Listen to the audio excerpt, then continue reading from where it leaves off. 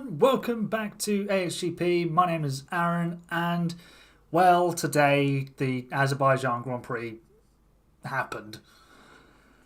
Can't say anything too exciting really happened in the race. It wasn't particularly exciting, was it? Unfortunately, we love Baku. We say thank you, Baku, and well done, Baku, but today was not so well done, Baku.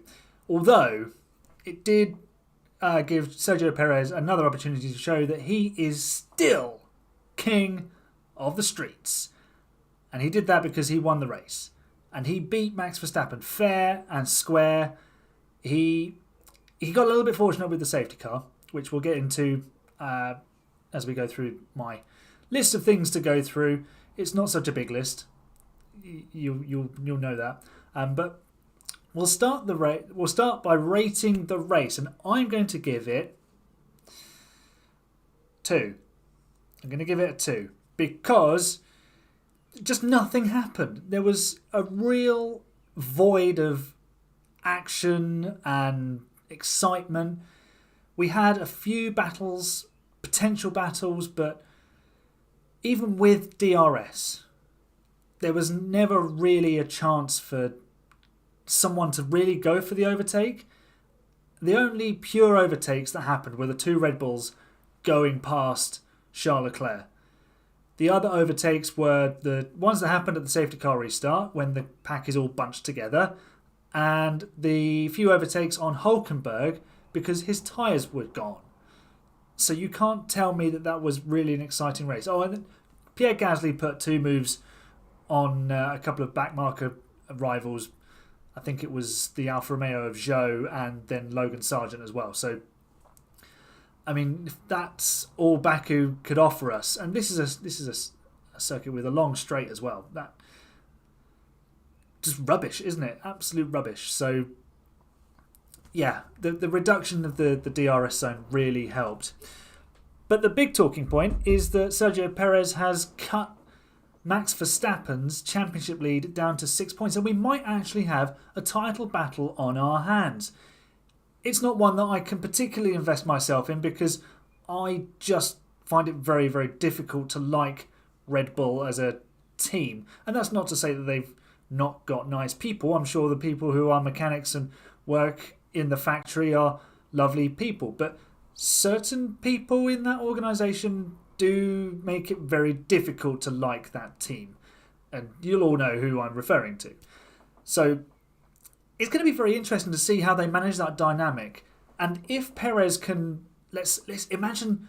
This is a completely hypothetical situation. Imagine Verstappen doesn't finish in Miami next week and Perez wins the race. Suddenly, Perez has a big championship lead, bigger than what Verstappen had coming into today's race. So it's going to be fascinating to see how the team manage that dynamic. And especially if Verstappen actually falls behind in this title race, how they manage him.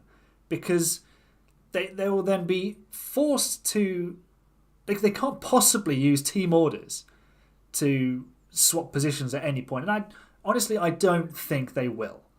I don't think they see any need to, because there's no point.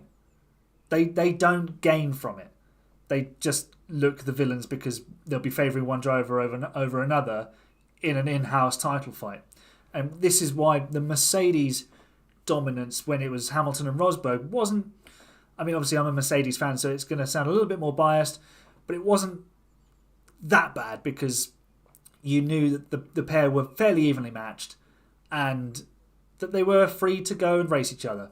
And we saw them race each other. Bahrain 2014, Spain 2014. They even came to blows in Spa. So they were regularly at the front together, and they went wheel to wheel, and it was good fun.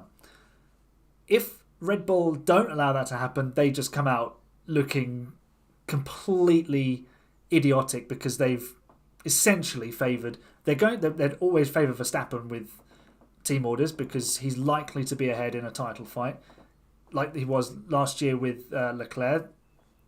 They would have favoured him, and they favoured him in 2021 when he was up against Lewis Hamilton. So let's not kid ourselves that the team orders would favour Max Verstappen. So I don't think there'll be team orders, but if Verstappen does fall behind in this title race, how do they manage him? Because this weekend he's come across very unhappy, which I'll get to in a minute. But Checo Perez, fantastic race.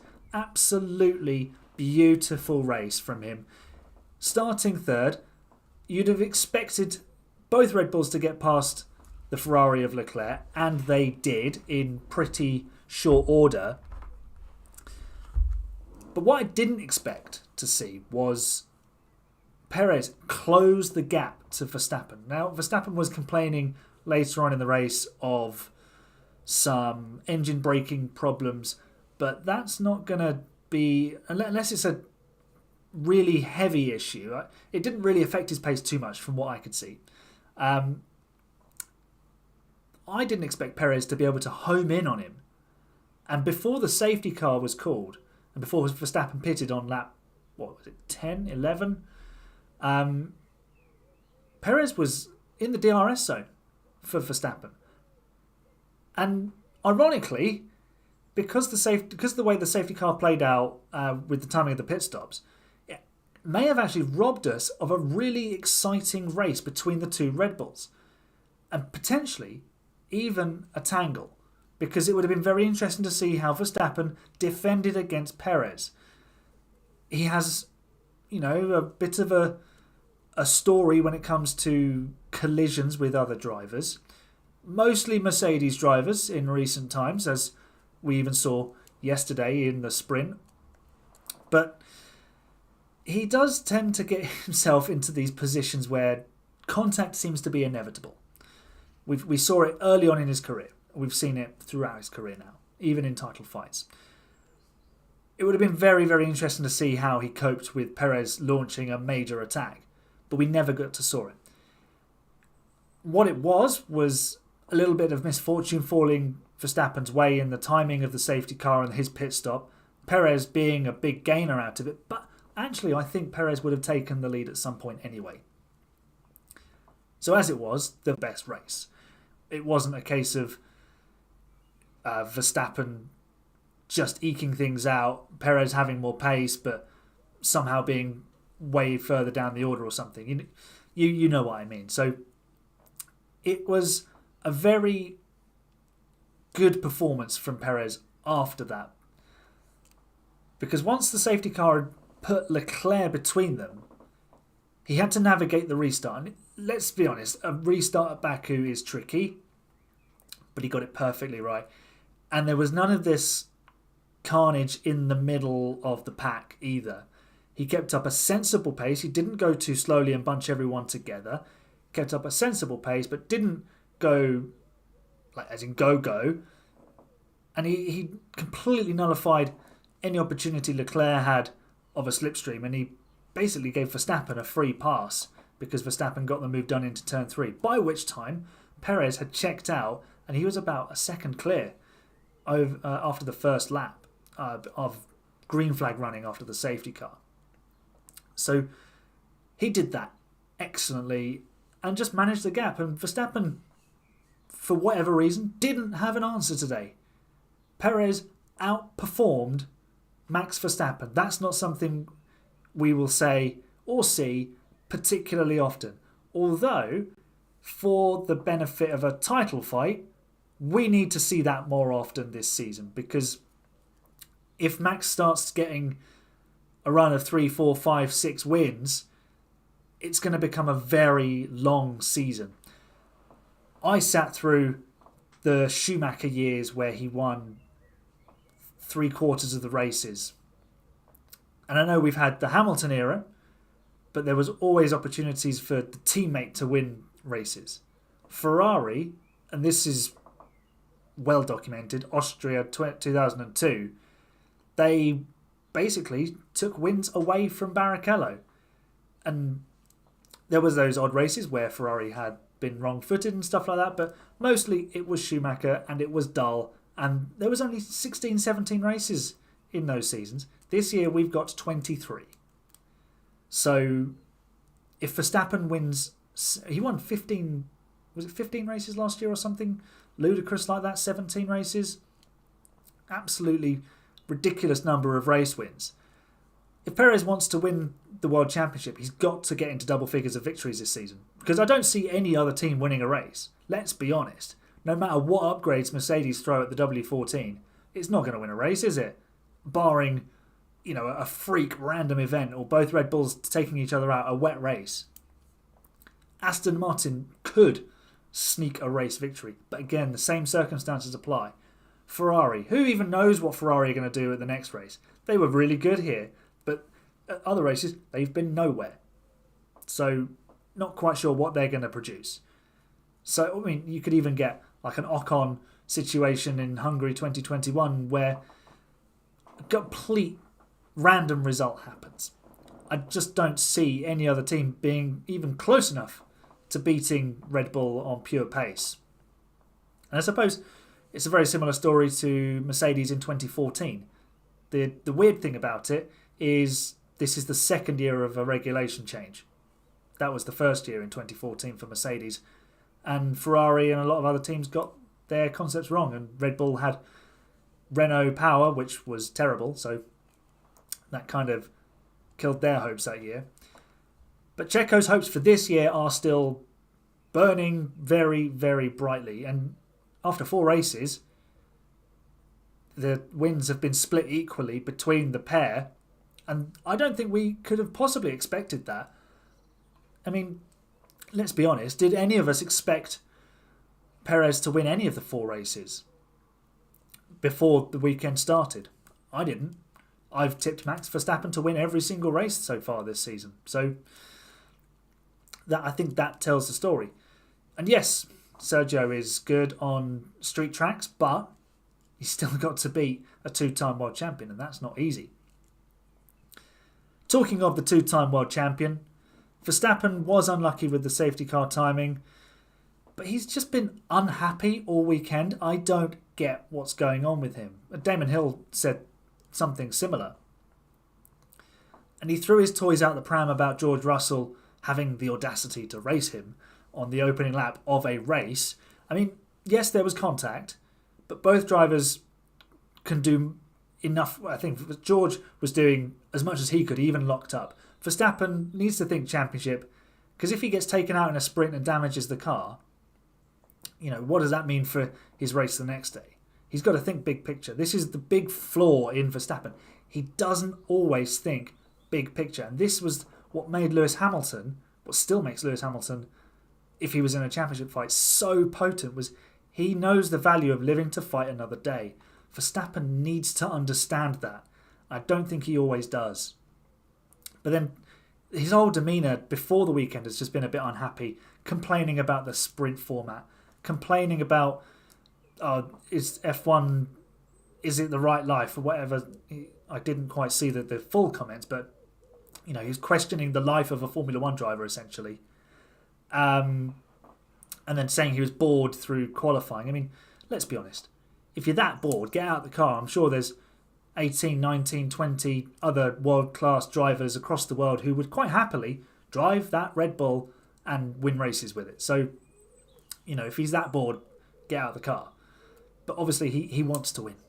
So I don't really know how seriously to take his comments. Something seems to be up with him. He's complaining about things that he just doesn't need to worry himself about, to be honest. He just needs to get on the track and do the job. And I think that maybe took his eye off the ball.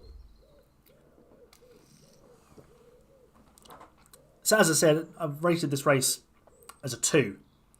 It's a terrible race. Let's be honest.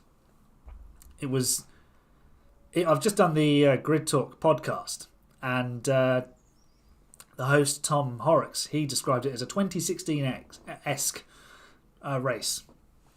I would actually say that this race was worse than 2016, when it was the European Grand Prix on the streets of Baku, because that race had Lewis Hamilton trying to figure out what switch setting he needed on his steering wheel, but the team not actually being able to tell him because they had that ridiculous rule where the team weren't allowed to inform the driver of what was going on with the car. The drivers, but basically they took drive the car alone and unaided to the nth degree. And the engineers were basically obsolete because they weren't allowed to give any information, except unless it was going to compromise reliability or something. But, define that. Let's be honest, the wording of regulations just leaves all sorts of loopholes. So Mercedes came a cropper with it on it with Rosberg at Silverstone that year. They gave him some information about not changing gears, and he got a 5-second time penalty. So, Mercedes could have said that's reliability. FIA disagreed. So, wording of the regulations. So at least that year had some sort of interesting thing going on, like weird phenomenon. And it's like, what's going on? Has he fixed it yet? Okay, it was a dull race, let's be honest, that year. But this year, rubbish. Absolutely boring. Really boring. And I hate saying that about Formula One, because it's supposed to be the pinnacle of motorsport. It's supposed to be the best racing. But it so often leaves us lacking satisfaction in the excitement department. I am thoroughly looking forward to the IndyCar race this evening. So if you're listening on audio, you probably know who already won that. So hopefully it's Romain Grosjean. If I'm right, hooray. If I'm not, big sad. But today in Baku, the 100 metre shorter DRS zone killed the racing. Absolutely killed the racing. Because not even was there an opportunity to get alongside into the braking zone. And that's the perfect working of DRS, is it gets the driver behind to an opportunity to go for the lead. We hate these drive-bys.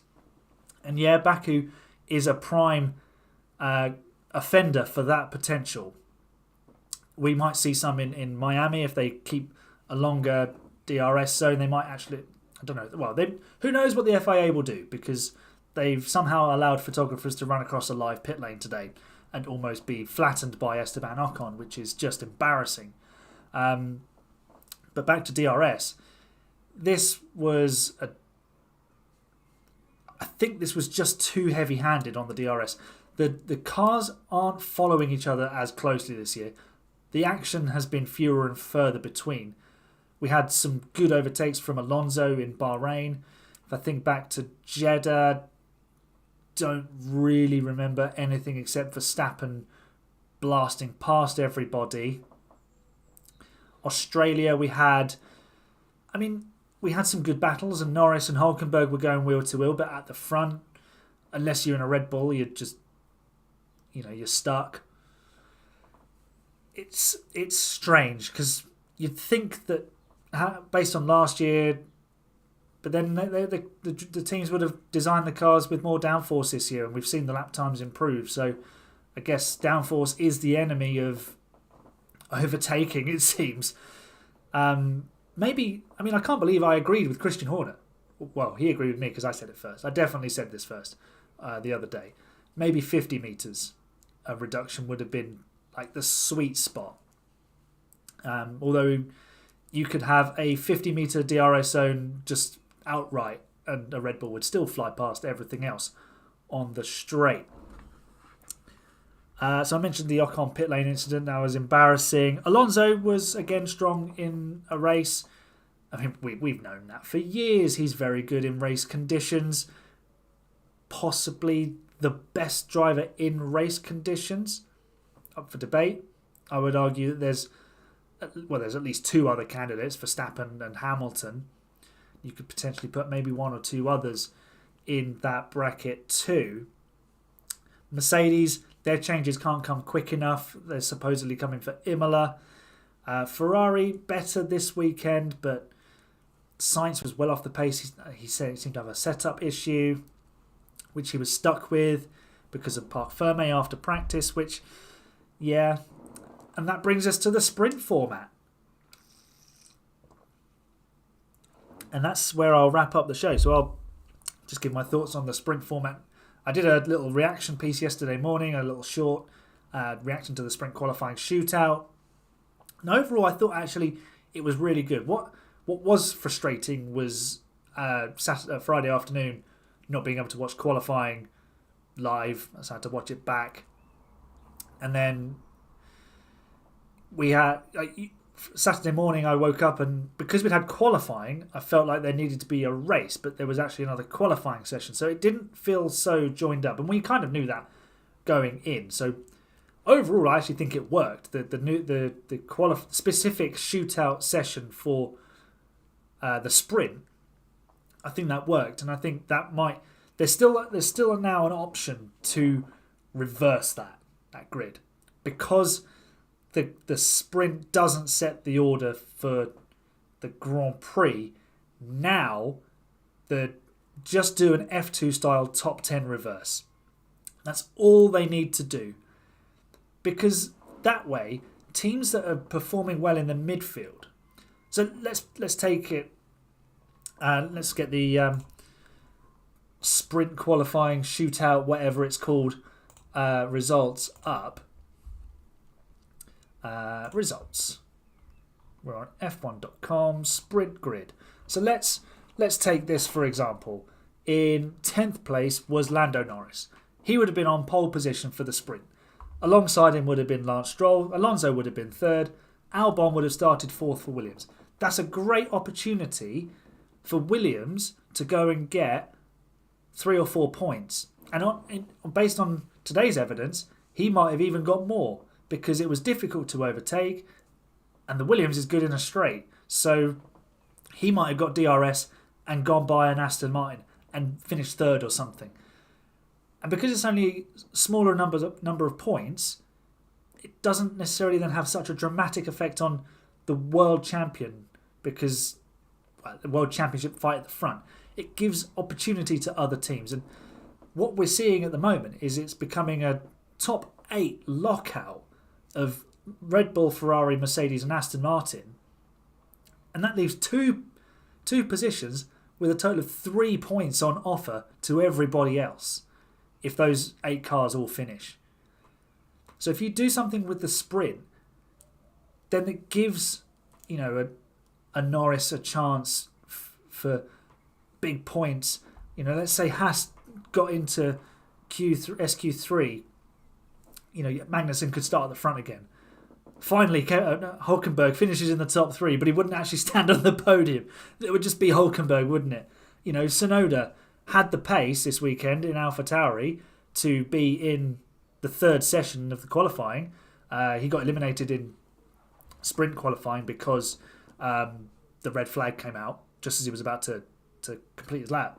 But he would have potentially got into SQ3 and maybe started at the front. That would have been huge points for AlphaTauri. He did get a point today, and that was good for him. And you think Alfa Romeo, if they get, let's say, Bottas finally put something together this season, he could start at the front. He knows how to win a race. And it would just be more fun, wouldn't it? So suddenly you put Verstappen and Perez in the middle of the pack, and they've got to fight their way through. It's just much more fun. I mean, I'll keep making the comparison to the Mercedes dominance, but when Hamilton, obviously my favourite driver, was just waltzing away at the front, never as exciting. When he had to fight through from the engine blowing up in 2014, great excitement because he had a challenge. The 2021 Hungarian Grand Prix isn't just memorable because Esteban Ocon won it. It's memorable because of the sequences of events that put Hamilton on the back foot when he had the fastest car that weekend, and the battle with Fernando Alonso. We would never have had that if Hamilton had just run away at the front without those setback circumstances. So it just gives us a little bit more action. Yeah, you might get the same drivers come to the front, and that's fine. They've got the best cars. But it's a more exciting way of getting there, isn't it? So perhaps they can force this reverse grid on them, or they can do something with it. Let's just tell them. Don't ask the teams, because no longer does it give them the result, give them the grid for Sunday. They've already done that. So what's stopping them? What is stopping them doing a reverse grid? The only other alteration I would make is I would put sprint shootout on Friday afternoon, and then I would put Grand Prix qualifying on Saturday afternoon, with the sprint being Saturday morning. So you get qualifying race. So it's just a bit more joined up then. But yeah, in the comments, leave your race ratings, leave your thoughts on the 2023 Azerbaijan Grand Prix. Make sure you check out some of my other videos I have. Talking of IndyCar, I did a video about how IndyCar is better than Formula One. And let's be honest, it is, because the racing there is so much cooler. At the moment, even Formula E is doing a better job at being exciting than Formula One. Because last week in Berlin, we had a race with 190 overtakes. Today, if you looked at the stats for Formula One, probably not even 50 on-track overtakes, which, you know, on a street circuit with a massive straight, just, I don't know. So yeah, I've been working on the top F2 drivers of the weekend. Shout out to Ollie Behrman, who won both races this weekend. The teenager with an absolutely incredible pole position lap. Go on the socials and see it if you haven't. He's got the steering wheel is right hand down, so it's not even straight around the city street of Baku. Madness. Yeah, we've got the predictions coming this week. We had predictions last week. I've got a video about why a third Alonso title will be difficult. Yeah, lots to come this week. Driver ratings, F2 top drivers, Miami predictions. You can always listen to this back again. So yeah, we've been going about half an hour now. I think that's me talking long enough. Thanks for listening. Leave a like if you enjoyed the video. Give it a nice big thumbs up. That will help get it out there to other people. Tell me what you thought of the race. Rate it in the comments. Follow on Twitter at AHGPpod. Yeah, subscribe for more Grand Prix content. Thanks for watching. Hopefully Miami will be better this weekend. If not, just watch IndyCar, maybe. Anyway, that's enough from me. Bye for now.